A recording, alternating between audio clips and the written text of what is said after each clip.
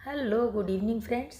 जैसा कि मैं हमेशा कहती हूँ, कर्म करो ऐसा कि दुनिया आपसे प्रेरणा ले। और आज मैं उपस्थित हूँ आपके सामने कहानी राजा के 3 प्रश्न, उसका अंतिम और तीसरा भाग लेकर। तो सुनिएगा। जब उनका पंडित जी का जो बेटा होता है वो उनको कहता है मैं राजा को उत्तर दे दूंगा, और दोनों पिता पुत्र राजा की सभा में पहुँचते हैं। राजा के पास पहुंचते ही राजा जाते ही उनको प्रश्न करता है कि बताओ पंडित जी, प्रश्नों के उत्तर लाए हैं। पंडित जी ने कहा कि मैं नहीं, आपके प्रश्नों का उत्तर मेरा पुत्र देगा।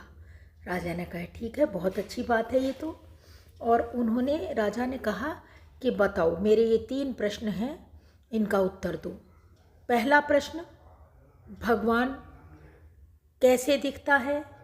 दूसरा प्रश्न, भगवान कहाँ रहता है। और तीसरा प्रश्न है, भगवान करता क्या है। और उसका जो पंडित जी का बेटा था उसने राजा को कहा कि अरे महाराज, आप कैसे इंसान हैं। मैं आया हूँ आपकी सभा में उत्तर देने के लिए। मैं आपका मेहमान हूँ, पहली बार आपकी सभा में आया हूँ।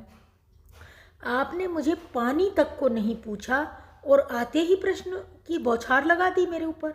जब मैं प्रश्न देने के उत्तर देने आया हूँ तो देकर ही जाऊँगा। तो आप कोई चाय पानी कुछ मुझे पूछे होते तो मुझे लगता कि हाँ राजा जी बहुत अच्छे हैं। आप अपनी छवि क्यों खराब कर रहे हैं। तो राजा को तुरंत एहसास हुआ कि हाँ, ये कह तो सही रहा है, मुझे आते ही इसको पानी या फिर कुछ पूछना चाहिए। राजा ने कहा जाओ दूध लाओ, इस बच्चे के लिए दूध लेकर आओ।